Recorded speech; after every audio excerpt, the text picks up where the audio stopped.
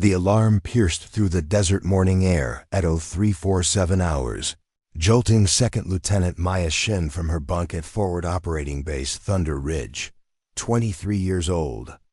Barely 5 feet 4 inches tall, with jet black hair always pulled back in a regulation bun, Maya moved with the precision of someone who had learned early that every action would be scrutinized, every mistake magnified, and every success questioned. Before we jump back in, tell us where you're tuning in from, and if this story touches you, make sure you're subscribed, because tomorrow, I've saved something extra special for you. She had 90 seconds to reach the command center before Colonel James Brixton would start his morning briefing without her, and Maya knew that arriving late would provide exactly the ammunition her critics needed to validate their whispered doubts about the Air Force's youngest drone warfare specialist. As she sprinted across the hard-packed earth of the Syrian outpost, her combat boots kicking up small clouds of dust in the pre-dawn darkness, Maya couldn't have known that this morning would redefine everything. That within 6 hours she would either be vindicated in the most spectacular way possible, or her career would be destroyed by the very prejudices she had been fighting since the day she first stepped foot in the academy. The story of how a young woman from a small farming town in Nebraska became the most controversial officer at one of America's most secretive drone operations centers had begun 3 years earlier, when Maya Chen graduated summa cum laude from the Air Force Academy with degrees in aerospace engineering and computer science. Her test scores were the highest in her class, her leadership evaluations were exemplary, and her technical aptitude was so exceptional that it had caught the attention of General Patricia Morrison, the Air Force's first female commander of Unmanned Systems Operations. But none of that mattered to the people who saw only her age, her gender, and her ethnicity when she arrived at Thunder Ridge 6 months ago, carrying orders that assigned her to the most elite drone squadron in the military. The command center at Forward Operating Base Thunder Ridge hummed with the constant electronic chatter of a facility that never truly slept. Banks of monitors displayed real-time feeds from dozens of unmanned aerial vehicles patrolling the volatile border region between Syria and Iraq, while operators sat hunched over their consoles, their faces illuminated by the pale blue glow of targeting systems and flight control interfaces. Maya slipped into the briefing room with 30 seconds to spare, taking her usual seat in the back row where she hoped to remain invisible during Colonel Brixton's morning assessment of overnight operations. The room was filled with 37 other officers, every one of them older than her, most of them male, and all of them part of a tight-knit community that had formed over years of shared deployment experiences that Maya had never been part of. Colonel Brixton stood at the front of the room, his silver hair reflecting the harsh fluorescent lighting as he reviewed casualty reports from the previous night's missions. At 52, he was a veteran of 3 wars and had been commanding drone operations longer than Maya had been in the military. His reputation for tactical brilliance was matched only by his notorious impatience with officers he deemed unworthy of the elite assignments under his command. Sector 7 experienced technical difficulties during last night's reconnaissance mission, Brixton announced, his gravelly voice carrying the authority of someone accustomed to unquestioned obedience. Operator error resulted in a loss of contact with the target for 17 minutes, potentially compromising intelligence gathering on a high-value target. Maya kept her expression neutral, but her mind was already analyzing the technical specifications that could have caused such a failure. She had spent countless hours studying the MQ-9 Reaper's communication systems and knew that 17-minute blackouts were almost always the result of software configuration errors rather than operator mistakes. Lieutenant Chen, Brixton's voice cut through her thoughts like a blade. Since you're our resident expert on advanced systems, perhaps you'd like to share your assessment of what went wrong. The room fell silent except for the distant hum of air conditioning and the soft beeping of electronic equipment. Maya felt the weight of 37 pairs of eyes focusing on her, some curious, others skeptical, and a few openly hostile. She had learned to recognize the expression that crossed certain officers' faces when she spoke up during briefings, the subtle eye rolls and barely concealed smirks that suggested they viewed her contributions as irrelevant at best, presumptuous at worst. Sir, without reviewing the technical logs, it would be premature to attribute the communication loss to operator error, Maya said carefully, her voice steady despite the tension she felt building in the room. The MQ-9 satellite communication system has known vulnerabilities during atmospheric interference, and last night's weather reports indicated significant electromagnetic activity in that region. Major Kevin Hawthorne, a 15-year veteran, who had made his opinions about Maya's assignment clear from her first day at Thunder Ridge, let out a barely audible snort of derision.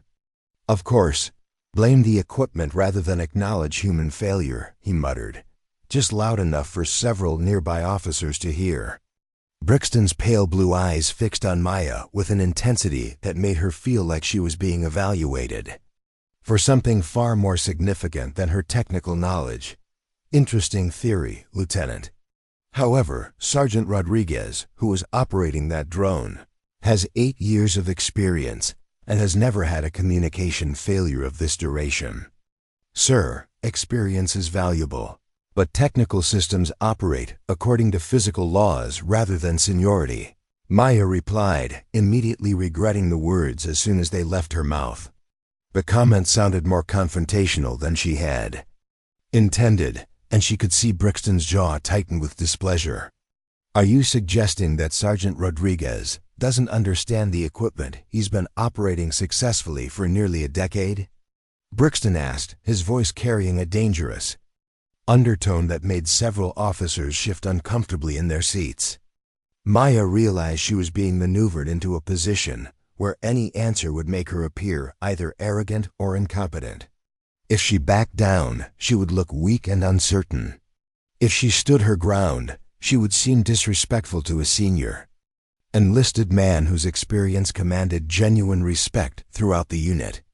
Sir, I'm suggesting that technical malfunctions can occur regardless of operator skill level, and that a thorough investigation of the system logs would provide more reliable information than speculation about human error, she said, choosing her words with the precision of someone walking through a minefield.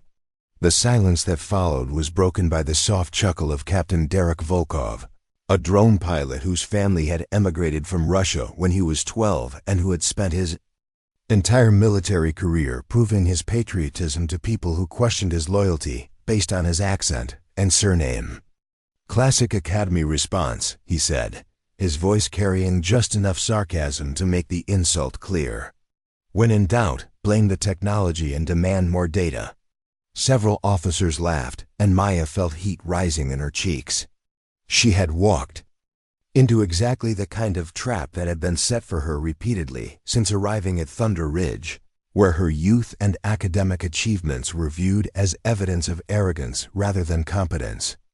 Perhaps Lieutenant Chen would benefit from some practical experience before offering theoretical assessments, Brixton said, his tone suggesting that the discussion was over.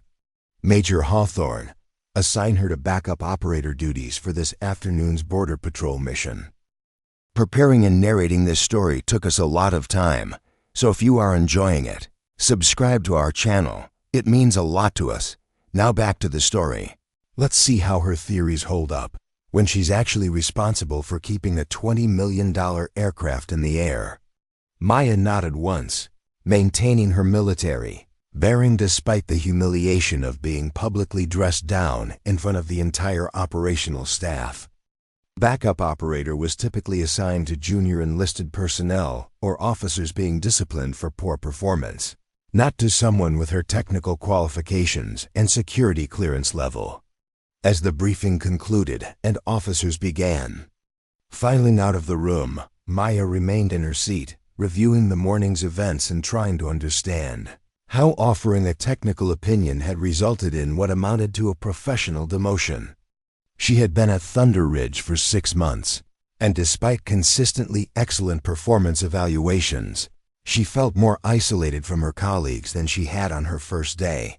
"Rough morning, Lieutenant." The voice belonged to Captain Sarah Kim, one of only 3 other female officers assigned to the base. Sarah was 31 years old, had been flying drones for 7 years, and was widely respected for her tactical skills and calm demeanor under pressure. She was also one of the few people who had shown Maya any genuine mentorship since her arrival. "I should have kept my mouth shut," Maya said, gathering her briefing materials and trying to ignore the lingering stares from officers, who were still discussing the morning's exchange in hushed tones. "You should have given the answer Brixton wanted to hear," Sarah corrected. "There's a difference. He wasn't looking for technical analysis. He was testing whether you understand the hierarchy here." Maya looked up at Sarah, seeing understanding and sympathy in the older woman's expression. "And I failed the test." "You failed this test," Sarah said, "but there will be others. The question is whether you're going to learn to navigate the politics of this place, or whether you're going to keep fighting battles you can't win." As they walked together toward the main corridor, Maya considered Sarah's advice. She had joined the Air Force to serve her country and to push the boundaries of what was possible with unmanned aviation systems. She had not expected to spend so much energy defending her right to contribute ideas and technical expertise. "Captain Kim," she said carefully, "do you think they would be questioning my assessments if I were a 28-year-old male lieutenant with the same qualifications?" Sarah was quiet for a long moment, her expression thoughtful. "Maya, that's a question I've been asking myself for 7 years, and I still don't have a good answer. What I do know is that fairness and military advancement don't always go hand in hand, and that sometimes the best way to change people's minds is to demonstrate competence so overwhelmingly that they can't ignore it anymore." Maya spent the rest of the morning reviewing technical manuals and system specifications for the MQ-9 Reaper, preparing for her afternoon assignment with the methodical thoroughness that had earned her top honors at the academy. She might be relegated to backup operator duties, but she was determined to perform flawlessly and demonstrate that her theoretical knowledge translated into practical competence. At 1100 hours, she reported to Station 7, where Master Sergeant Carlos Rodriguez was preparing for the afternoon border patrol mission. Rodriguez was 43 years old, had been operating unmanned systems since before Maya was in high school, and possessed the kind of intuitive understanding of aircraft behavior that came from thousands of hours of flight time. "Lieutenant Chen," he said, his tone neutral but not unfriendly, "I understand you'll be backing me up this afternoon." "Yes, Sergeant. I'll be monitoring secondary systems and communications while you handle primary flight control." Rodriguez nodded, his weathered hands moving efficiently across the control interface as he conducted pre-flight checks. "I heard about this morning's briefing. For what it's worth, you weren't wrong about the atmospheric interference. I've seen it before. And it's exactly the kind of thing that can cause communication blackouts." Maya felt a surge of gratitude toward the older man, whose validation meant more to her than recognition from any officer. "Thank you, Sergeant. I wasn't trying to question your skills. I just think technical problems should be investigated thoroughly before assigning blame." "I know," Rodriguez said, his voice carrying the wisdom of someone who had survived multiple deployments and understood the difference between constructive analysis and personal attacks. "The problem is that some people around here see technical competence as a threat, especially when it comes from someone they didn't expect to have it." As they worked together through the pre-flight procedures, Maya began to understand why Rodriguez was so respected throughout the unit. His technical knowledge was encyclopedic, but he wore it lightly, sharing information and teaching moments without the condescension she had experienced from some of the officers.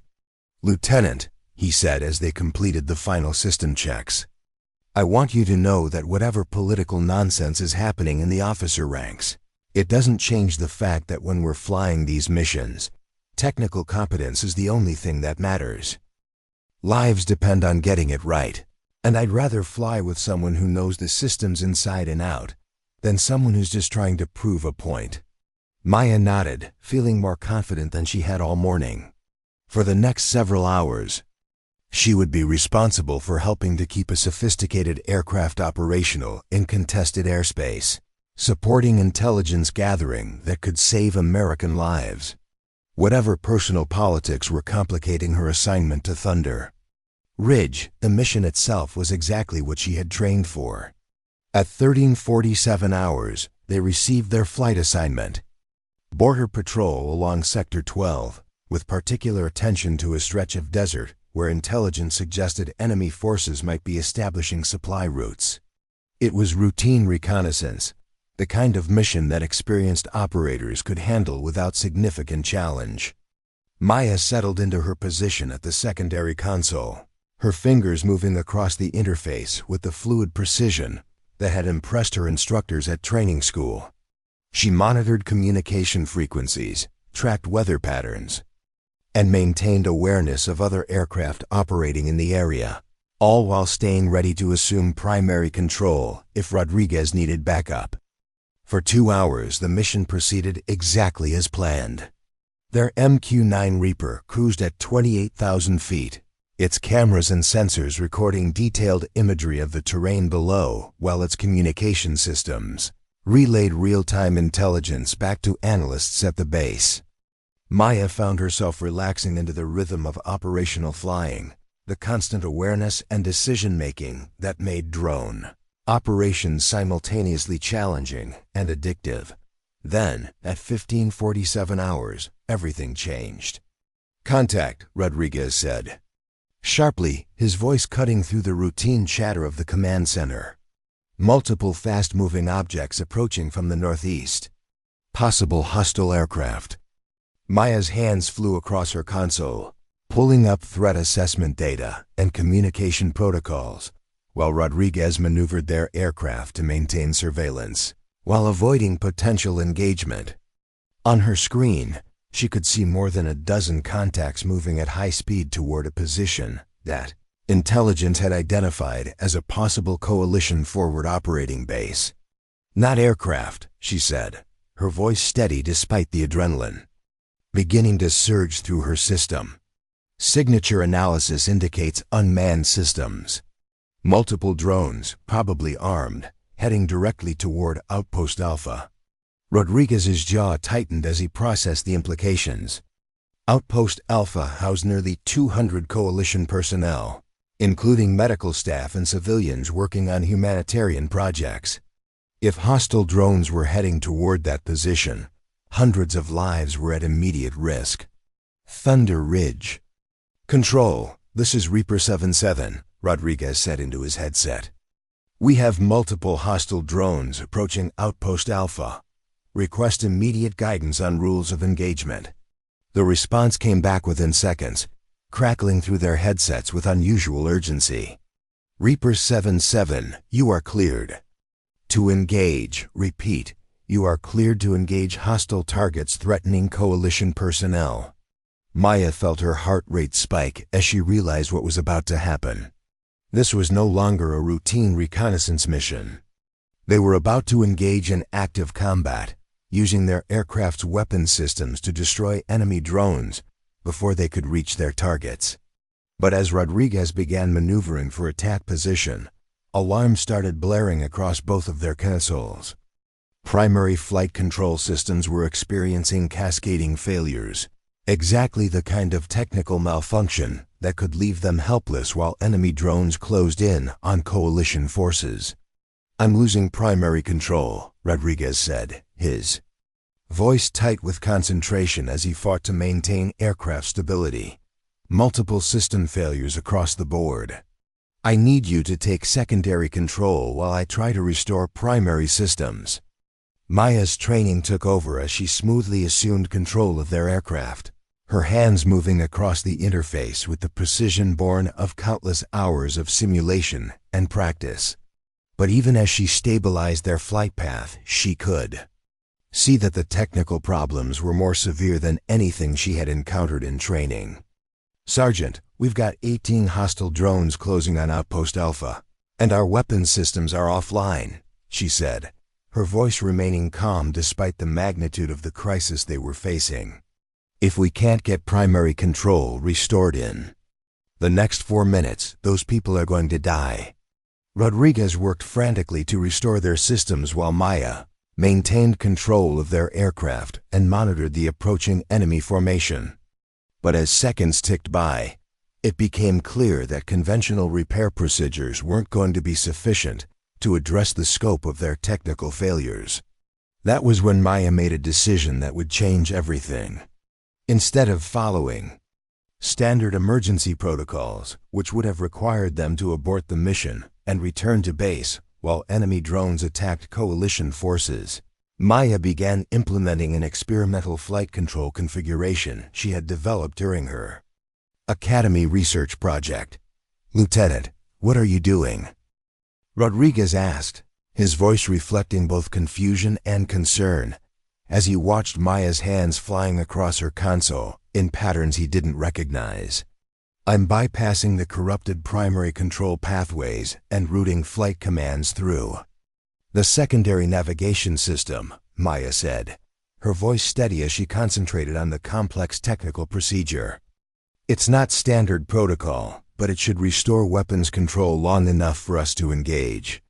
Rodriguez stared at her for a moment, processing what she was proposing. Using experimental procedures during combat operations violated multiple regulations and could result in court-martial if the mission failed. But if Maya was right, and if her modifications worked, they might be able to save hundreds of lives. "Do it," he said simply. Maya's fingers moved across the interface with surgical precision, implementing modifications to their aircraft's control systems that existed nowhere in any official manual. She was essentially rewriting the software that controlled their weapons systems while maintaining flight stability and tracking multiple enemy targets, all with less than 3 minutes before hostile drones reached their attack position. As her modifications took effect, their weapon systems came back online with a clarity and responsiveness that exceeded normal operational parameters. Maya had not just restored their capabilities, she had enhanced them, giving them targeting precision and reaction speed that would be crucial in the engagement ahead. "Weapons hot," she announced. "I have 18 confirmed hostile targets, range 4,000 meters, and closing on Outpost Alpha." What happened next would be discussed in military planning sessions for years to come, analyzed by experts in unmanned warfare, and used as a case study in advanced tactical training programs throughout the Air Force. Maya engaged the enemy formation with a precision and tactical awareness that seemed to transcend her age and experience level. She didn't simply fire at targets as they appeared. She analyzed their formation, predicted their likely attack patterns, and systematically dismantled their entire offensive capability with a combination of technical skill and tactical brilliance that left even Rodriguez speechless. One by one, enemy drones fell from the sky as Maya's modified targeting system achieved hit rates that exceeded anything in the historical record. She adapted to their evasive maneuvers, anticipated their defensive tactics, and maintained perfect situational awareness while coordinating with ground forces and other aircraft operating in the area. When the engagement ended 14 minutes later, 23 hostile drones had been destroyed. Outpost Alpha remained secure, and Maya Chen had established herself as something far more significant than a young officer who had gotten lucky. She had demonstrated that technical competence, when combined with courage and quick thinking, could achieve results that experience alone could never match. And in doing so, she had forever changed how the people at Thunder Ridge viewed both her capabilities and their own assumptions about what leadership looked like. But as Maya and Rodriguez flew their damaged aircraft back to base, neither of them realized that the most challenging part of their day was still ahead of them. Because demonstrating exceptional competence in the military can be just as dangerous as demonstrating incompetence. especially when that competence challenges the established hierarchy and forces people to confront their own limitations. Colonel Brixton was waiting for them when they landed, his expression unreadable as he watched Maya complete her post-flight checks with the same methodical precision she brought to every task. The successful mission had been monitored by senior commanders throughout the theater, and questions were already being asked about how a 23-year-old lieutenant had achieved results that seasoned combat veterans had never approached. Those questions would soon become accusations, and Maya Chen was about to discover that excellence could be just as career-threatening as failure when it came from someone the system wasn't prepared to accept. The debriefing room at Thunder Ridge felt different when Maya entered it 3 hours after landing. The same fluorescent lights cast their harsh glare across the same metal table, but the atmosphere had shifted in ways she couldn't quite identify. Colonel Brixton sat at the head of the table, flanked by Major Hawthorne and Captain Volkov, their expressions carefully neutral in the way that experienced military officers learn to mask their true thoughts during sensitive discussions. Maya took her assigned seat across from them, her flight suit still bearing the faint smell of aviation fuel and electronics from the cockpit. Master Sergeant Rodriguez sat beside her, his weathered face showing signs of the stress they had both experienced during the emergency engagement.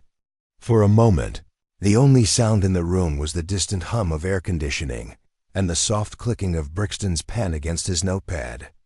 "Lieutenant Chun," Brixton began, his voice carrying none of the satisfaction she might have expected after a successful mission that had saved hundreds of lives.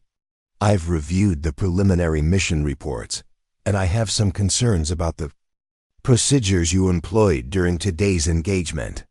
Maya felt a familiar knot forming in her stomach, the same sensation she had experienced during morning briefings, when her technical contributions were dismissed or criticized. She had destroyed 23 enemy drones, protected coalition forces, and demonstrated capabilities that exceeded anything in the training manuals. Yet Brixton's tone suggested she was about to be reprimanded rather than commended. "Sir, could you be more specific about which procedures are concerning?" Maya asked, keeping her voice level despite the growing certainty that this debriefing was not going to unfold as she had anticipated. Major Hawthorne leaned forward, his gray eyes fixed on Maya with an intensity that felt more prosecutorial than professional. "According to Sergeant Rodriguez's initial report, you implemented unauthorized modifications to the aircraft's control systems during combat operations. That represents a serious violation of safety protocols and chain of command procedures." Maya glanced at Rodriguez, whose expression remained carefully neutral. She knew he had been required to provide an accurate technical description of the mission, including her unconventional approach to restoring weapons control. But she also knew that Rodriguez understood the life-or-death context that had necessitated those modifications. "Sir, the primary control systems had suffered cascading failures that rendered the aircraft incapable of engaging hostile targets," Maya explained. "Standard emergency procedures would have required us to abort the mission, while enemy drones attacked Outpost Alpha. The modifications I implemented were necessary to restore operational capability and protect coalition personnel." Captain Volkov consulted a tablet displaying technical data from the mission, his expression skeptical as he reviewed the system. "Logs. Lieutenant, these modifications involved rewriting core flight control software in real time. That level of unauthorized system manipulation could have resulted in complete aircraft loss and potentially endangered other coalition assets in the area." Maya felt the familiar frustration of being required to defend technical decisions to people who lacked the expertise to fully understand them. The modifications she had implemented were based on months of theoretical research and simulation testing, not reckless improvisation, but explaining the technical details would require more time than the hostile atmosphere of this debriefing seemed to allow. "Captain, the modifications were based on extensive analysis of the MQ-9's control architecture, that I conducted during my academy research project, Maya said. I had tested similar configurations in simulation environments and was confident they would restore functionality without compromising aircraft safety. Brixton's expression hardened as he processed Maya's explanation. You're telling me that you used experimental procedures that exist nowhere in official documentation, based on personal research conducted outside your assigned duties during a combat engagement where the lives of coalition personnel depended on mission success. The way Brixton framed the question made Maya's actions sound reckless and insubordinate rather than innovative and necessary. She realized that the same decision-making process that had saved hundreds of lives was being reinterpreted as evidence of dangerous disregard for military discipline and proper authority. Sir, the situation required immediate action based on available options, Maya replied. Following standard protocols would have resulted in mission failure and potential loss of life at Outpost Alpha. Major Hawthorne exchanged a meaningful glance with Colonel Brixton before continuing his questioning. Lieutenant, your personnel file indicates that you graduated first in your class at the Academy and received commendations for technical innovation. However, this is not a classroom or laboratory environment. Combat operations require adherence to established procedures that have been tested and validated through decades of operational experience. Maya recognized the subtle shift in Hawthorne's tone, the way he was positioning her academic achievements as evidence of impractical theoretical orientation rather than valuable preparation for complex problem-solving. Her excellence was being reframed as a liability, her education presented as disconnection from practical reality. Major, the procedures I implemented were based on the same engineering principles that govern all aircraft control systems, Maya said, struggling to maintain professional composure despite the increasingly hostile nature of the interrogation. The technical modifications were necessary adaptations to equipment failures, not departures from sound operational principles. Brixton closed his notepad with a sharp snap that echoed through the small room. Lieutenant Chen, you're unauthorized. Modifications to critical aircraft systems represent a serious breach of military discipline. Regardless of the mission outcome, your actions demonstrated a concerning disregard for proper chain of command and established safety protocols. Maya felt the ground shifting beneath her as she realized that her successful completion of the mission was being overshadowed by questions about her adherence to bureaucratic procedures.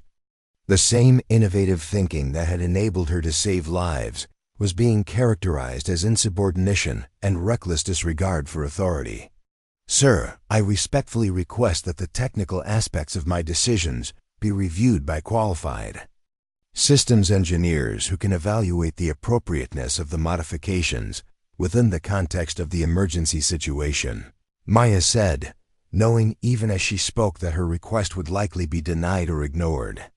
Captain Volkov looked up from his tablet with an expression that might have been sympathy if not for the coldness in his eyes.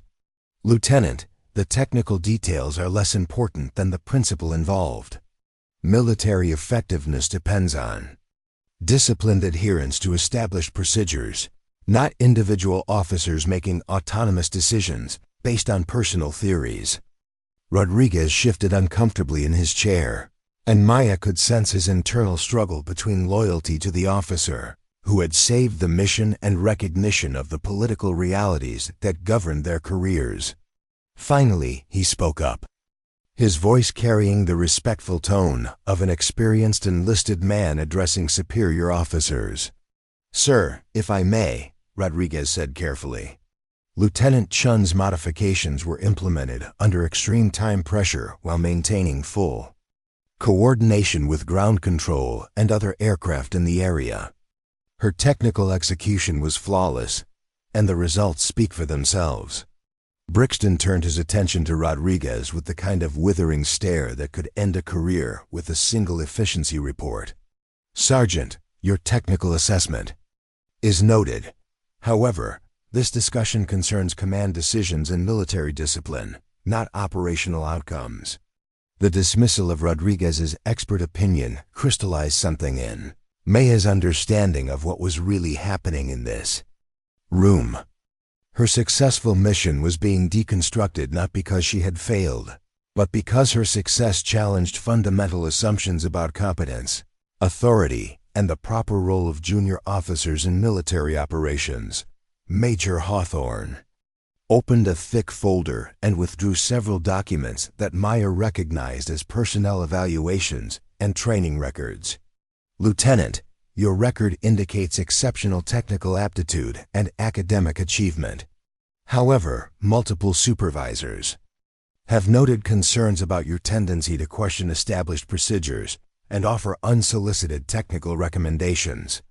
Maya felt a chill as she realized that months of morning briefings, technical discussions, and professional interactions were being reinterpreted through a lens that transformed competence into insubordination. Her attempts to contribute expertise were being characterized as disrespectful challenges to authority. "Sir, I have always attempted to provide technical input in a professional and respectful manner," Maya said, knowing that her own perception of her behavior might not align with how others had interpreted her contributions. Volkov consulted another document from the folder, his expression suggesting that he had found particularly damaging information. "Your previous supervisor at Nellis Air Force Base noted that you frequently offered alternative approaches to assigned tasks and seemed to believe your academic training superseded operational experience." The comment stung because Maya recognized a grain of truth in it, even though the characterization seemed unfairly harsh. She had always tried to learn from experienced personnel while also contributing her own technical knowledge. But she was beginning to understand that the balance between humility and competence was more delicate than she had realized. "Captain, I have always respected the experience and expertise of senior personnel," Maya replied. "My intention has been to contribute my technical background in support of mission effectiveness, not to question the judgment of my superiors."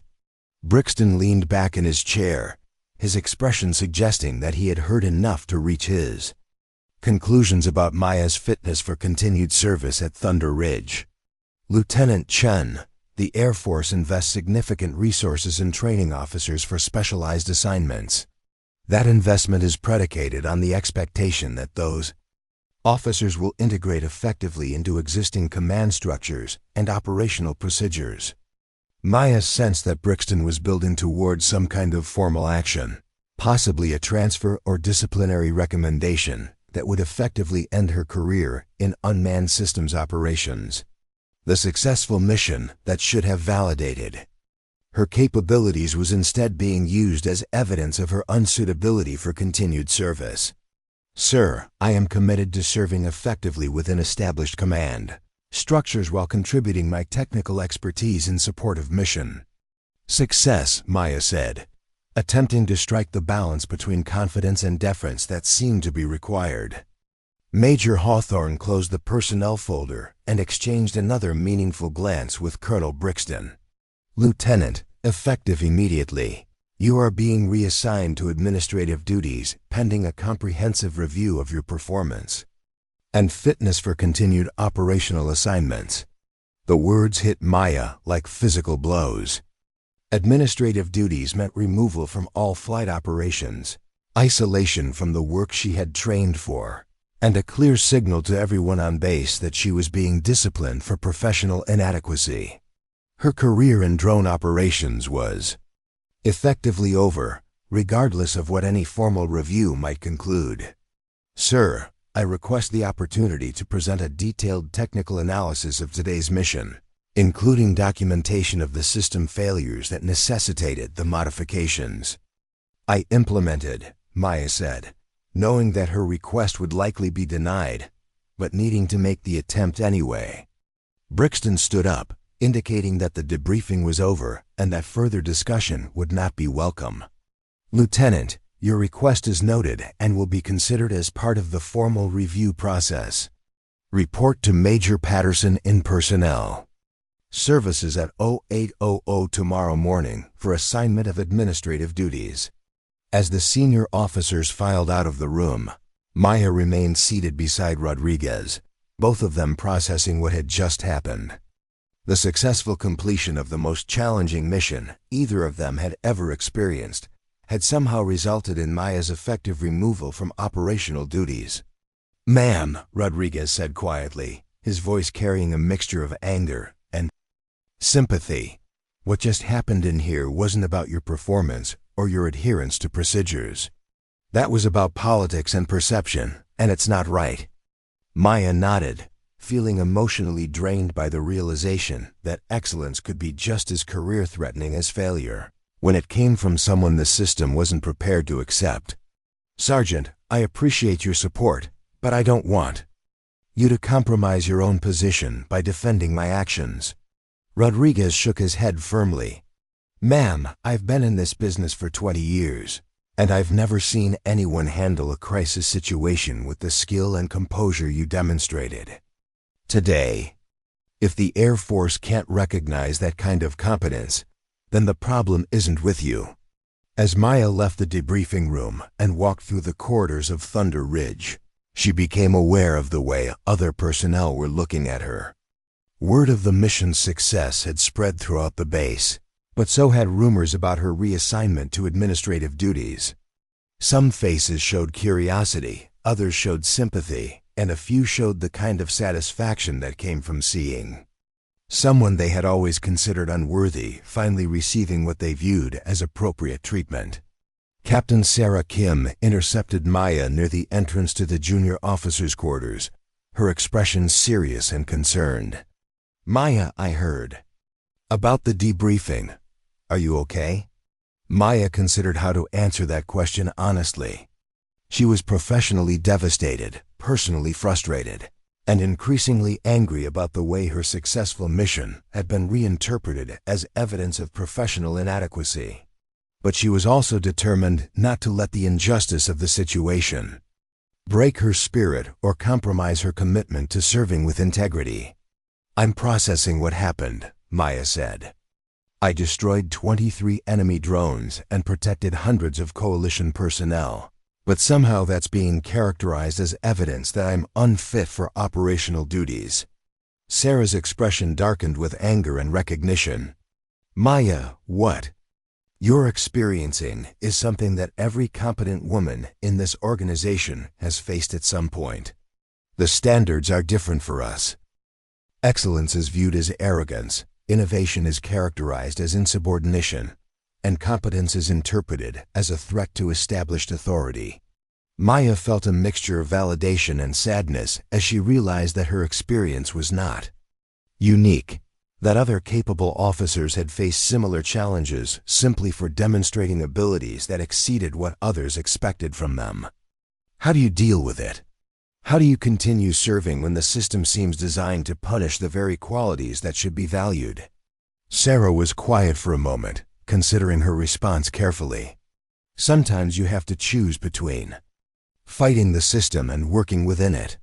Both approaches have costs, and both approaches have potential benefits. The question is whether you're willing to pay the price for standing up for your principles." As Maya reflected on Sarah's words, she began to understand that the choice ahead of her was about more than her own career or personal satisfaction.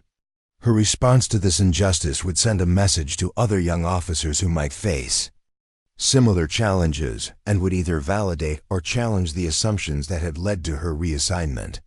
That evening, Maya sat in her quarters writing a detailed technical report documenting every aspect of the day's mission, including the system failures that had necessitated her modifications and the specific procedures she had implemented to restore operational capability. She knew that the report might never be read by anyone with the authority to reverse her reassignment, but she was determined to create a complete record of what had actually happened rather than allowing the narrative to be controlled by people who had not been present during the crisis. As she worked, Maya thought about the young woman who had left Nebraska 3 years earlier, determined to serve her country and push the boundaries of what was possible with advanced technology. That woman had believed that competence would be recognized and rewarded, that innovation would be valued, and that excellence would speak for itself. Now Maya understood that the military, like any large organization, was subject to political forces that had little to do with mission effectiveness or operational competence. Her challenge was to maintain her commitment to excellence while learning to navigate systems that sometimes seemed designed to resist the very qualities that made organizations successful. But as she documented the technical details of her life-saving modifications, Maya also began to formulate a plan. If the formal review process was going to evaluate her fitness for continued operational assignments, she would ensure that the reviewers had access to complete and accurate information about her capabilities and decision-making process. Would not go quietly into administrative exile.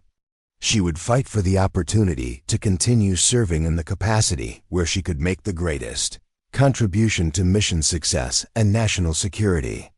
And if that fight ultimately proved unsuccessful, she would at least know that she had stood up for the principles that had brought her into military service in the first place. Outside her window, the desert night was clear and cold, with stars visible in the way they never were in more populated areas. Maya had always found comfort in the vastness of the sky, the sense of infinite possibility that came from contemplating the universe beyond the immediate concerns of daily life. Tomorrow would bring new challenges and new opportunities to demonstrate the kind of person she was determined to remain despite the obstacles that had been placed in her path. Whatever happened next, Maya Chen would face it with the same integrity and competence that had enabled her to save hundreds of lives when it mattered most.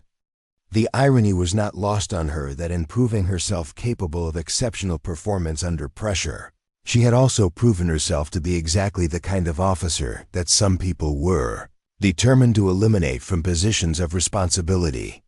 But Maya was beginning to understand that sometimes the most important battles were not fought against external enemies, but against the internal forces that prevented organizations from achieving their full potential. As she prepared for what might be the fight of her professional life, Maya took comfort in knowing that she had allies who understood the difference between competence and arrogance, between innovation and insubordination, between leadership and authority. The outcome of her formal review was uncertain, but her commitment to serving with excellence remained unshakable. The young woman who had been dismissed as a diversity hire was about to demonstrate that true leadership had nothing to do with demographics or politics, and everything to do with the courage to do what was right when it mattered most. Whether the Air Force was ready to recognize that kind of leadership remained to be seen, but Maya Chen was prepared to find out. The administrative offices at Thunder Ridge occupied a windowless section of the base that felt deliberately isolated from the operational heart of the facility. Maya reported to Major Patterson's office at precisely 0800 hours, her uniform immaculate despite the sleepless night she had spent documenting every technical detail of her mission. The hallway smelled of industrial disinfectant and stale coffee, a stark contrast to the aviation fuel and electronics that permeated the Flight Operations Center where she belonged. Major Patricia Morrison was a career personnel officer whose 48 years had been spent managing the human resources machinery that kept the Air Force functioning. Her office walls were covered with organizational charts, regulation updates, and motivational posters that seemed designed to remind visitors that individual concerns were secondary to institutional efficiency. She looked up from her computer screen as Maya knocked on her open door, her expression professionally neutral in the way that suggested she had already formed her opinions about this assignment. "Lieutenant Chen, please have a seat," Patterson said, gesturing to a metal chair positioned precisely in front of her desk. "I've reviewed your personnel file and discussed your situation with Colonel Brixton. Your administrative duties will involve reviewing procurement documentation for communications equipment upgrades throughout the theater." Maya accepted the assignment with the same professional demeanor she had maintained throughout her military career, but internally she felt the sting of being relegated to paperwork duties that any competent clerk could handle. Procurement. Review was typically assigned to officers who were being managed out of the service or punished for serious performance deficiencies. "Ma'am, I understand my current assignment, but I'd like to request information about the timeline for the formal review process that Colonel Brixton mentioned," Maya said, keeping her voice steady despite the frustration building inside her. Patterson consulted a printed memo on her desk, her expression suggesting that she was reading information she had already reviewed multiple times. "The formal review board will convene within 30 days, pending availability of senior officers with appropriate technical expertise. Until that review is completed, you'll remain on administrative duties." Maya nodded once, recognizing that Patterson was simply implementing decisions made at higher levels.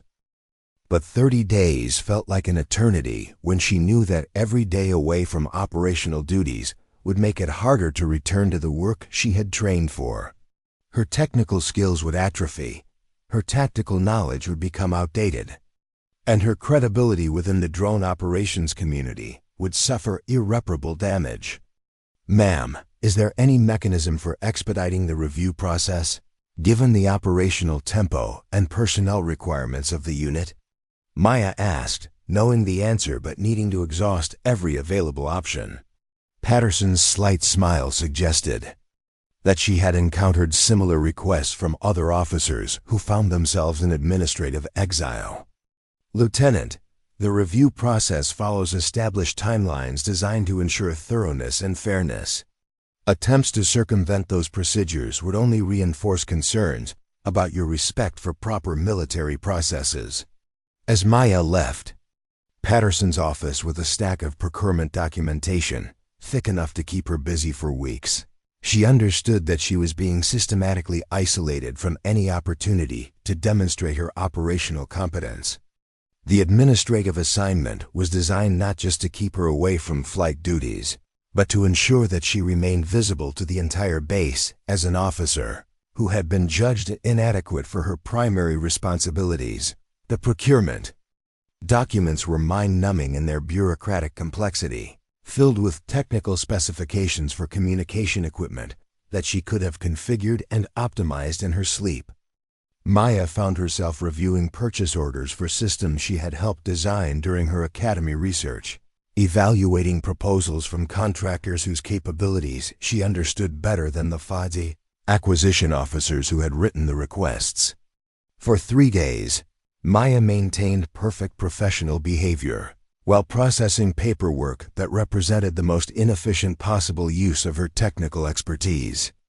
She arrived early, stayed late, and completed every assigned task with the same attention to detail that she brought to flight operations. But each morning brought fresh reminders that her colleagues were conducting the missions she should have been flying, facing the challenges she had trained to meet. On the 4th day, Captain Sarah Kim found Maya in the administrative office during her lunch break, still working through contractor proposals for satellite communication upgrades. Sarah's expression showed a mixture of sympathy and anger as she observed one of the Air Force's most promising young officers reduced to clerical duties. "Maya, this is insane," Sarah said quietly, glancing around to ensure their conversation wouldn't be overheard. "You're reviewing procurement documents for systems you could design better than the companies bidding on the contracts." Maya looked up from a particularly convoluted technical proposal, her eyes reflecting the exhaustion of someone trying to maintain professional standards while being systematically marginalized. "It's my current assignment, and I'm going to complete it to the best of my ability." Sarah sat down in the metal chair beside Maya's temporary desk, her voice dropping to a whisper that wouldn't carry beyond their immediate vicinity. "Maya, I need to tell you something. There are conversations happening at levels above Brixton. Your mission 4 days ago didn't just save lives at Outpost Alpha. The enemy drone formation you destroyed was apparently part of a much larger coordinated attack that could have compromised multiple coalition positions." Maya felt her pulse quicken as she processed what Sarah was telling her. If the engagement had been more significant than initially reported, then her successful completion of the mission had implications beyond what she had understood. How do you know this? Sarah glanced around again before continuing. General Morrison has been asking questions about the technical modifications you implemented. She wants to understand how you achieved the results you did, and whether those techniques could be incorporated into standard operational procedures. General Patricia Morrison was the Air Force's commander of Unmanned Systems Operations, the woman whose recommendation had led to Maya's assignment at Thunder Ridge in the first place. If Morrison was taking interest in the mission details, it suggested that Maya's actions were being evaluated at levels far above the local command structure. Sarah, if General Morrison is reviewing the mission, why am I still stuck in administrative duties? Maya asked, allowing herself to hope that higher-level intervention might resolve her situation. Sarah's expression became more serious as she considered how to explain the political dynamics at work, because there are competing interests involved. Morrison recognizes exceptional technical competence when she sees it, but there are other people who view your success as a threat to established ways of doing things. Maya understood that Sarah was describing the same tension she had been experiencing since arriving at Thunder Ridge, but on a larger scale. Her innovative approach to the technical crisis had demonstrated possibilities that some people found uncomfortable, regardless of how effective those possibilities had proven to be. What do you think I should do? Maya asked, recognizing that Sarah had been navigating these political complexities for longer than she had. Sarah was quiet for a moment, weighing her words carefully. I think you should document everything. Every technical detail, every decision point, every alternative you considered. Make sure there's a complete record of exactly what you did and why you did it. Maya nodded, realizing that Sarah was essentially telling her to prepare for a battle that would be fought with evidence and documentation, rather than personal relationships and institutional politics. I've already started writing a comprehensive technical report, but I'm not sure anyone with decision-making authority is going to read it. Sarah smiled for the first time since entering the administrative office. Maya, you might be surprised. Who's paying attention to your situation? The Air Force didn't invest in your training because they wanted you to process procurement paperwork. Someone somewhere understands the value of what you bring to operational missions. That afternoon, Maya received an unexpected visitor. Colonel James Reeves was the deputy commander of Air Force Unmanned Systems, a position that made him one of the most senior officers in Maya's career field. His presence at Thunder Ridge was unusual enough to generate speculation throughout the base, but his request to meet privately with Maya was unprecedented. They met in a secure conference room that was typically reserved for classified briefings, its walls lined with sound-dampening material and electronic countermeasures that prevented external surveillance. Reeves was a tall man with graying hair and intelligent eyes that suggested he had not reached his position through political maneuvering alone. Lieutenant Chen, Reeves began, his voice carrying the authority of someone accustomed to making decisions that affected thousands of personnel. I've read your technical report on the engagement 4 days ago. I've also reviewed your personnel file, your academy transcripts, and the research project you completed on adaptive flight control systems. Maya maintained her military bearing, while internally wondering whether this meeting represented an opportunity for vindication or a more sophisticated form of professional execution. Sir, I'm prepared to answer any questions about my actions during the mission. Reeves opened a folder containing what appeared to be technical analyses and mission reports that Maya had never seen before. Lieutenant, what you accomplished during that engagement has implications that extend far beyond the immediate tactical situation. Your modifications to the MQ-9's control systems demonstrated capabilities that our best engineers thought were theoretically impossible. Maya felt a surge of validation that was immediately tempered by uncertainty about where this conversation was leading. Sir, the modifications were based on research I conducted into adaptive control algorithms. The principles are sound, but implementing them requires real-time analysis of system performance parameters. Reeves nodded, his expression suggesting that he understood the technical complexities involved better than Maya had expected. Lieutenant, the enemy formation you engaged was equipped with electronic warfare capabilities that had successfully disabled multiple coalition aircraft over the previous week. Your ability to maintain operational effectiveness despite their countermeasures represents a significant breakthrough in defensive technology. Maya realized that she was learning information about her own mission that had been classified above her security clearance level. The enemy drones had not simply been armed reconnaissance platforms, but sophisticated weapon systems designed to neutralize coalition air defenses through electronic attack. Sir, I wasn't aware of the electronic warfare context during the engagement, Maya said. I was responding to what appeared to be conventional system failures. Reeves leaned forward, his expression becoming more intense. Lieutenant, that's exactly what makes your response so remarkable. You intuitively implemented countermeasures against threats you weren't even aware you were facing. Your technical modifications didn't just restore functionality, they created capabilities that exceeded our aircraft's original design specifications. Maya began to understand that her mission was being evaluated by people who appreciated the technical innovation she had demonstrated, rather than viewing it as evidence of insubordination or reckless behavior. But she also recognized that Colonel Brixton's concerns about unauthorized procedures remained valid from a military discipline perspective. Sir, I understand that my actions raised legitimate concerns about adherence to established procedures, Maya said carefully. I'm prepared to accept responsibility for any violations of protocol that occurred during the engagement.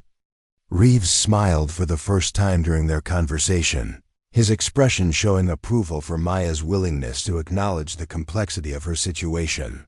Lieutenant, the question isn't whether you violated specific protocols. The question is whether the Air Force is going to adapt its procedures to incorporate the innovations you demonstrated, or whether we're going to continue operating within limitations that may be unnecessarily restrictive. Maya felt the weight of implications that extended far beyond her individual career prospects. If senior leadership was considering changes to operational procedures based on her mission, then her technical innovations might have strategic value that she had never anticipated. Sir, I would welcome the opportunity to work with technical experts to analyze the modifications. I implemented and developed formal procedures that could be safely incorporated into standard operations, Maya said, recognizing that this might represent a path toward vindication and continued operational assignments. Reeves closed the folder and leaned back in his chair, his expression becoming more personal and less official. Lieutenant Chen, the Air Force has a choice to make about how it responds to exceptional innovation from junior officers. We can view such innovation as a threat to established authority, or we can recognize it as the foundation for maintaining technological superiority over our adversaries. Maya understood that Reeves was describing the same fundamental tension that had been affecting her career since arriving at Thunder Ridge, but from the perspective of institutional strategy rather than personal politics.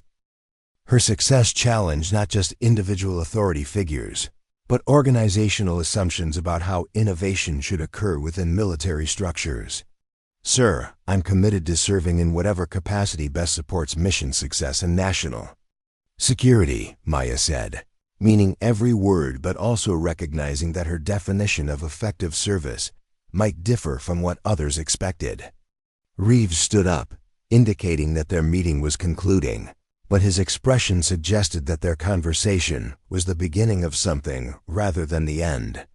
Lieutenant, your formal review board will convene earlier than originally scheduled. You'll be notified of the specific timeline within 48 hours. As Reeves left the conference room, Maya remained seated for several minutes, processing what she had learned about her mission and its broader implications. Enemy drones she had destroyed had been part of a sophisticated, electronic warfare campaign designed to neutralize coalition air defenses. Her improvised countermeasures had not only protected Outpost Alpha, but had demonstrated defensive capabilities that could reshape how the Air Force approached electronic threats.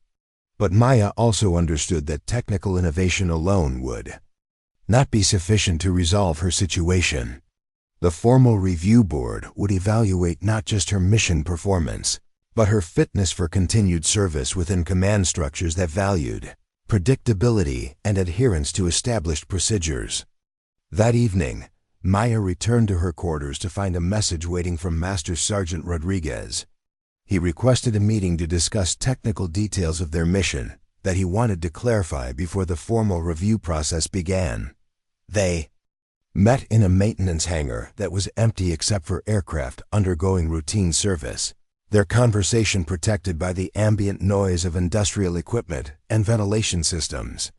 "Ma'am," Rodriguez said, his weathered face showing concern and determination. "I've been thinking about what happened during our debriefing, and I need you to know that my official statement is going to reflect exactly what occurred during the mission." Maya appreciated Rodriguez's integrity, but she was also concerned about the potential impact on his career if he defended her actions too vigorously. "Sergeant, I don't want you to compromise your position by supporting my decisions." Rodriguez shook his head firmly, his voice carrying the conviction of someone who had seen enough military politics to recognize injustice when it occurred. "Ma'am, I've been flying these missions for 15 years, and I've never seen anyone handle a crisis situation with the skill and composure you demonstrated. If the Air Force can't recognize that kind of competence, then they need to hear from people who were actually there." Maya realized that Rodriguez represented something that Colonel Brixton and Major Hawthorne had not anticipated when they initiated her reassignment to administrative duties. Her technical competence had been demonstrated in front of witnesses who understood the difference between innovation and insubordination, between adaptation and recklessness. "Sergeant, what do you think the review board will focus on?" Maya asked, recognizing that Rodriguez's experience with military bureaucracy might provide insights that her academy training had not included. Rodriguez considered the question carefully, his expression reflecting years of experience with how the military evaluated performance and made personnel decisions. "Ma'am, they're going to try to separate your technical competence from your adherence to military discipline. The challenge will be demonstrating that exceptional performance doesn't automatically constitute insubordination." Maya nodded, understanding that Rodriguez had identified the core issue that would determine her professional future. She needed to prove that innovation and discipline were compatible, that technical excellence could coexist with respect for military authority. Over the next week, Maya threw herself into preparing for the formal review with the same intensity she had brought to her academy studies and flight training.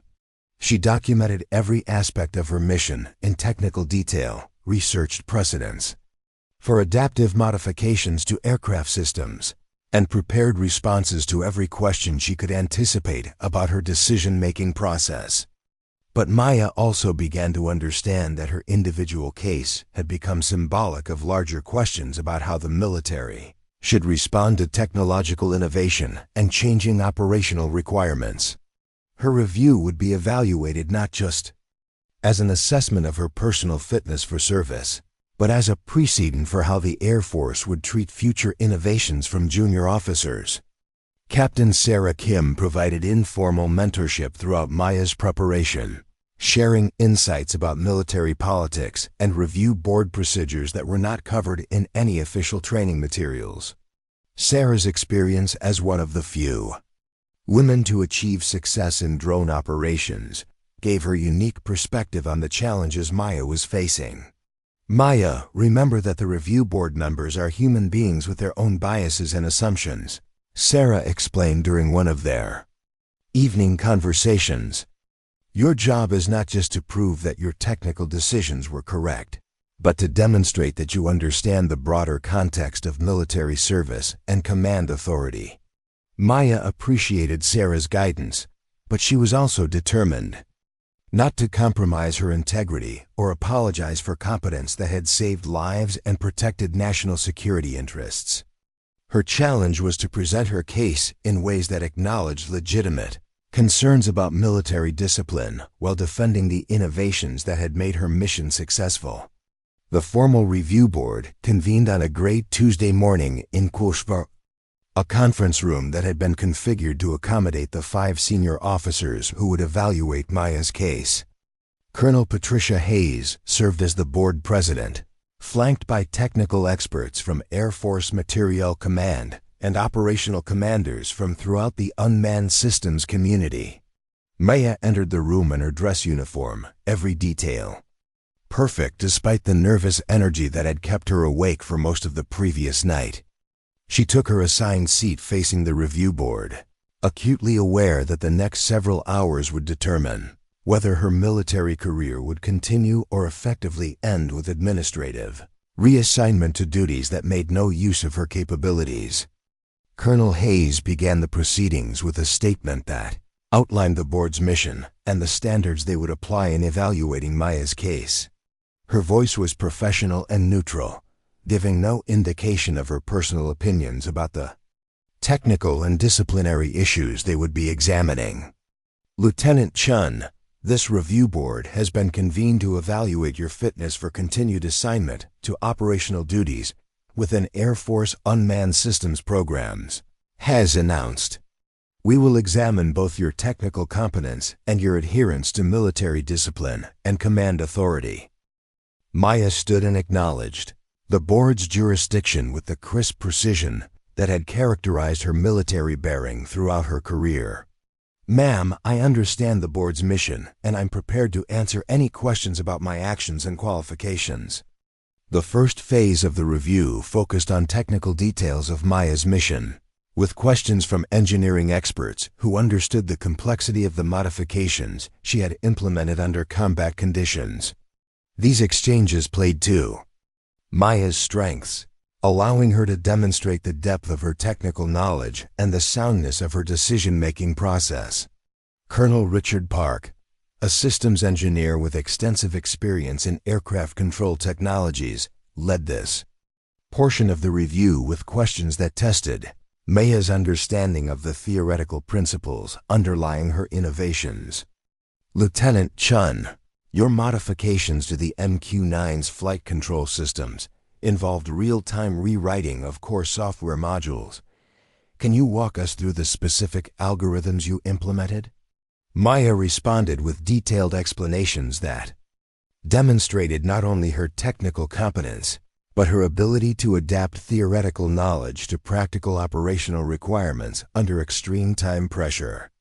She described her decision-making process, the alternatives she had considered, and the safety margins she had maintained throughout the engagement. Colonel, the modifications I implemented were based on adaptive control theory that I had studied extensively during my academy research project, Maya explained. The specific algorithms involved real-time analysis of system response characteristics, with automatic adjustment of control parameters to maintain stability while restoring weapons functionality. Park nodded approvingly, his follow-up questions becoming more detailed and technically sophisticated. Lieutenant, the enemy electronic warfare capabilities that were targeting coalition aircraft during this period were among the most advanced we've encountered. Your countermeasures suggest an intuitive understanding of electronic attack methodologies that exceeds what we would expect from an officer at your experience level. Maya realized that Park was providing her with an opportunity to demonstrate that her success had not been accidental or purely intuitive, but had resulted from systematic preparation and technical understanding that enabled her to respond effectively to unexpected challenges. Sir, my academy research involved extensive study of electronic warfare techniques and defensive countermeasures, Maya said. While I wasn't consciously implementing anti-jamming procedures during the mission, my modifications inherently created resistance to the types of electronic interference that enemy systems were employing. The technical portion of the review continued for more than 2 hours, with Maya fielding increasingly complex questions about aircraft systems, control theory, electronic warfare, and operational procedures. By the end of this phase, she felt confident that she had demonstrated her technical competence and the soundness of her mission decisions. But Maya also understood that technical competence alone would not be sufficient to resolve her case. The second phase of the review would focus on military discipline and command authority, areas where Colonel Brixton's concerns about her adherence to established procedures would be more difficult to address. Colonel James Morrison, a career operations officer with extensive command experience, led this portion of the review with questions designed to probe Maya's understanding of military hierarchy and her commitment to following orders even when Maya's understanding of military hierarchy. She disagreed with them. Lieutenant Chen, military effectiveness depends on disciplined adherence to established procedures and chain of command authority, Morrison began. Your mission involved multiple unauthorized modifications to critical systems without seeking approval from superior officers. How do you reconcile those actions with fundamental principles of military discipline? Maya had anticipated this line of questioning and had prepared responses that acknowledged legitimate concerns while defending the necessity of her actions. Colonel, the emergency situation required immediate action within a time frame that precluded consultation with superior officers. My modifications were implemented in coordination with Master Sergeant Rodriguez and with full communication to ground control throughout the engagement. Morrison's expression remained neutral as she continued her questioning, but Maya sensed that she was probing for evidence of broader patterns of insubordination or disregard for authority. Lieutenant, your personnel file contains multiple instances where supervisors noted your tendency to offer unsolicited technical recommendations and question established procedures. Do you believe that pattern of behavior is consistent with effective military service?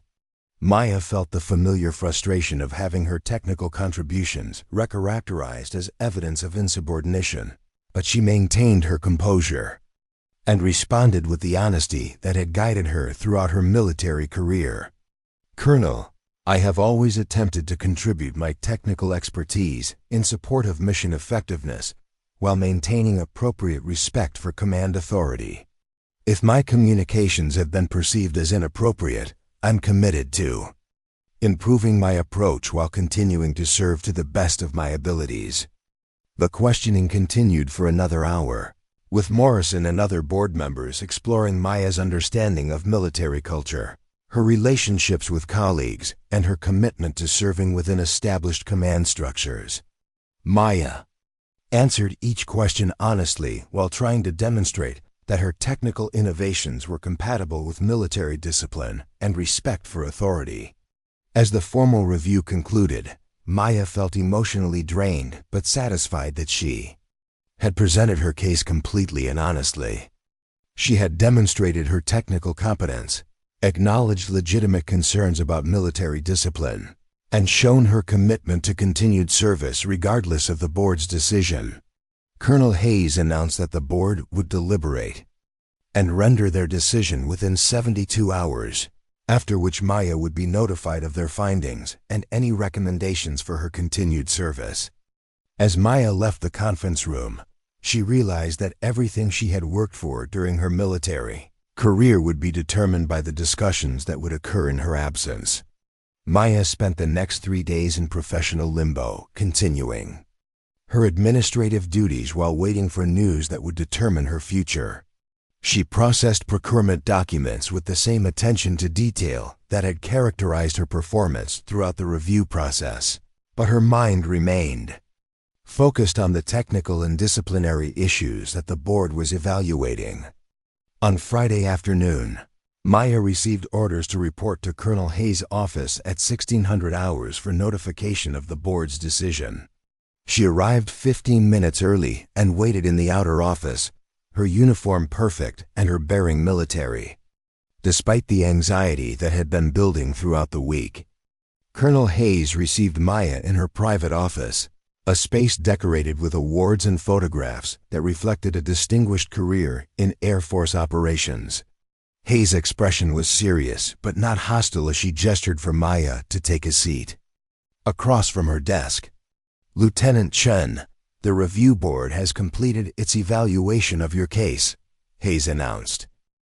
Our findings are unanimous and our recommendations will be forwarded to Air Force Personnel Center for implementation. Maya maintained her military composure while internally preparing for whatever decision the board had reached. She had done everything possible to present her case honestly and completely, and she was prepared to accept the consequences of their evaluation. Lieutenant, the board found that your technical performance during the mission in question was exceptional and represented innovative problem-solving that exceeded standard operational expectations, Hayes continued. Your modifications to aircraft systems were technically sound and operationally necessary given the emergency circumstances you faced. Maya felt a surge of relief that was immediately tempered by awareness that the technical findings were only part of the board's evaluation. The disciplinary aspects of her case remained to be addressed, and those findings could still result in her removal from operational duties. However, Hayes continued, the board also found that your approach to implementing unauthorized modifications, while effective in this specific instance, raised legitimate concerns about adherence to established safety protocols and command authority. Maya nodded, acknowledging that she had expected the board to identify tensions between her technical innovations and standard military procedures. The question was whether they would view those tensions as disqualifying or as opportunities for institutional improvement. The board's recommendation is that you be assigned to a newly created position within Air Force Materiel Command, where you will work with technical experts to develop formal procedures for implementing adaptive control modifications under emergency circumstances, Hayes announced. This assignment will allow you to contribute your technical expertise while working within established institutional frameworks. Maya processed what she was hearing with a mixture of relief, excitement, and uncertainty. The assignment would remove her from Thunder Ridge and operational flying duties, but it would also provide opportunities to contribute her technical knowledge at a strategic level that could benefit the entire Air Force. Colonel, I'm honored by the board's confidence in my technical capabilities, Maya said. May I ask about the timeline for this assignment and whether it would include opportunities for continued operational flying? Hayes smiled for the first time during their conversation, her expression suggesting approval for Maya's continued focus on operational contributions rather than career advancement alone. Lieutenant, your new assignment will begin in 30 days after you complete advanced training in systems integration and program management. The position will include opportunities for operational flying as part of testing and evaluation duties. As Maya left Colonel Hayes' office, she felt a complex mixture of emotions about the board's decision. She had been vindicated in her technical competence and would have opportunities to contribute her expertise at levels she had never anticipated.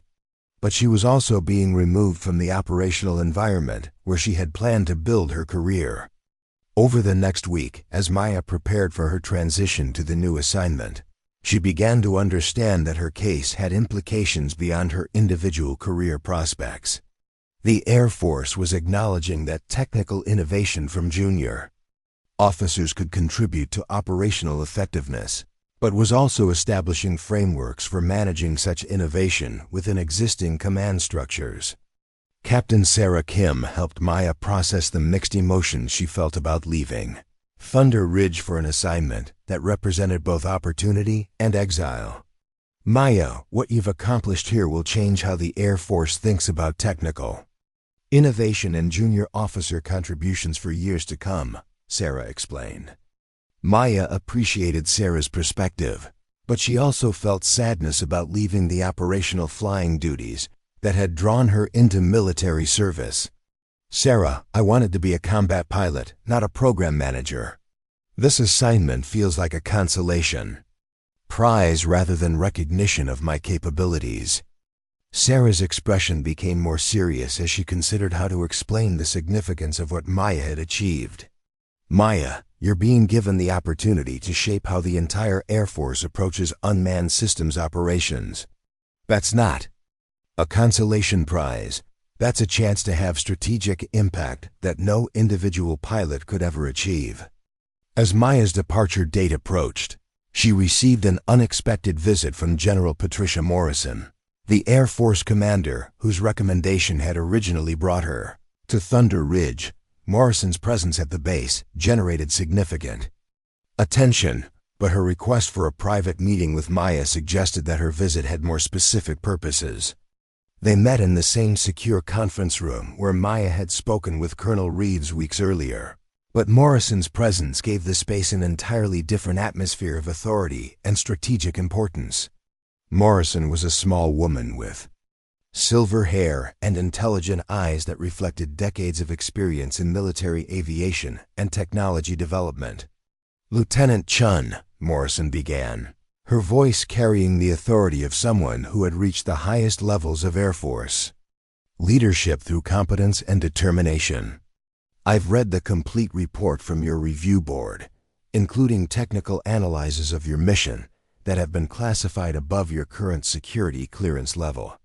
Maya maintained her military bearing while wondering what information about her own mission had been withheld from her during the review process. "General, I'm prepared to discuss any aspects of my performance that would be helpful for your evaluation." Morrison opened a folder containing documents that Maya recognized as technical specifications and performance analyses, but with classification markings that indicated strategic level review and evaluation. "Lieutenant, your modifications to the MQ-9's control systems have been analyzed by our best engineers and test pilots. The capabilities you demonstrated are being incorporated into next-generation aircraft designs that will define air superiority for the next 20 years.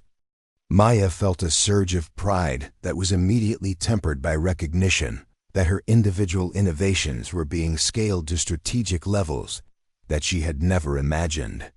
"General, I'm honored that my technical work is contributing to Air Force capabilities, but I'm also committed to continued operational service where I can make direct contributions to mission success." Morrison smiled, her expression showing approval for Maya's continued focus on operational contributions rather than career advancement or recognition.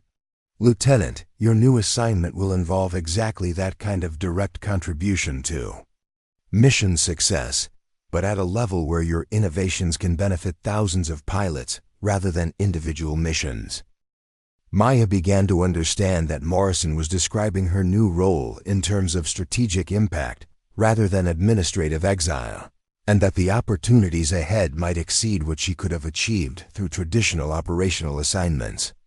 "General, I'm prepared to serve in whatever capacity best supports Air Force missions and national security," Maya said, meaning every word, but also recognizing that her definition of effective service continued to evolve based on the opportunities being presented to her. Morrison closed the folder and leaned forward, her expression becoming more personal and mentoring.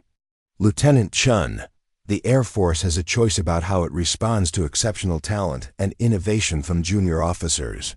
Your case will establish precedents that affect how we develop and utilize our most capable people for decades to come." Maya understood that Morrison was describing the same institutional tensions that had shaped her experience at Thunder Ridge, but from the perspective of strategic leadership rather than local politics. Her success and the responses it had generated would influence how the Air Force approached innovation and junior officer development throughout the service. "General, I hope my experience demonstrates that technical competence and military discipline are compatible, and that innovation can strengthen rather than threaten established command structures." Maya said, articulating the lesson she hoped would emerge from her case. Morrison stood up, indicating that their meeting was concluding, but her expression suggested satisfaction with Maya's understanding of the broader implications of her situation. "Lieutenant, your next assignment will provide opportunities to prove exactly that. The Air Force needs officers who can innovate within military frameworks, and your role will be to help us develop those capabilities institutionally." As Morrison left the conference room, Maya remained seated for several minutes, processing what she had learned about her mission's strategic significance and her role in shaping how the Air Force would approach technological innovation in the future. Maya's final week at Thunder Ridge was marked by a series of informal conversations with colleagues who had witnessed her journey from controversial outsider to validated innovator. Master Sergeant Rodriguez expressed pride in their successful mission and confidence that Maya's new assignment would benefit the entire Air Force. "Ma'am, what you accomplished here will be remembered long after the politics are forgotten," Rodriguez told her during their final conversation. "You proved that technical competence matters more than seniority when lives are on the line." Captain Sarah Kim helped Maya pack her personal belongings while reflecting on the lessons that could be drawn from her experience. "Maya, you've changed how this base thinks about junior officer contributions and technical innovation. That's a legacy that will outlast any individual assignment or career." Even some of the officers who had initially viewed Maya with skepticism approached her before her departure to acknowledge that her mission performance had exceeded their expectations and challenged their assumptions about competence and leadership. Colonel Brixton requested a final meeting that Maya approached with uncertainty about whether he would acknowledge the success of her review or maintain his criticism of her adherence to military procedures. To her surprise, Brixton's tone was respectful and reflective rather than defensive or hostile. "Lieutenant Chen, your case has taught me something important about the difference between following procedures and achieving mission success," Brixton said. "While I maintain concerns about unauthorized modifications to critical systems, I also recognize that your technical competence saved lives and protected national security interests." Maya appreciated Brixton's honesty and his willingness to acknowledge the complexity of the issues her case had raised. "Sir, I hope my experience demonstrates that innovation and discipline can coexist when both are directed toward mission success and service to the nation." Brixton nodded, his expression suggesting that he had given considerable thought to the institutional lessons that could be drawn from Maya's situation.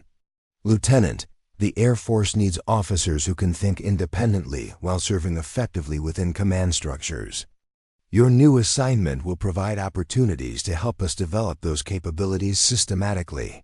As Maya prepared to leave Thunder Ridge for her new assignment, she reflected on the journey that had brought her from controversial outsider to recognized innovator. She had faced skepticism, overcome challenges, and demonstrated that technical competence could coexist with military discipline when both were directed toward protecting national security and serving others.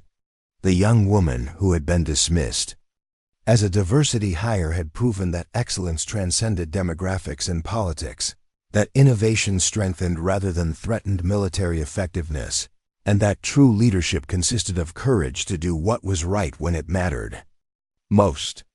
Maya's story would become part of Air Force training materials, studied by future generations of officers who would face their own challenges in balancing innovation with tradition, competence with humility, and individual excellence with institutional service.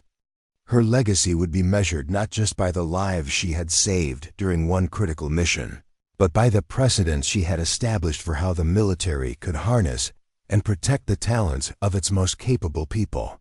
As her transport aircraft lifted off from Thunder Ridge, carrying Maya toward her new assignment and unknown challenges ahead, she looked down at the base where she had learned that excellence was both its own reward and its own burden.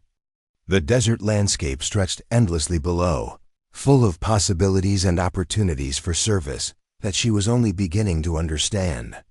The Air Force had chosen to embrace rather than eliminate the innovation she represented, and Maya Chen was prepared to prove that their confidence had been well placed.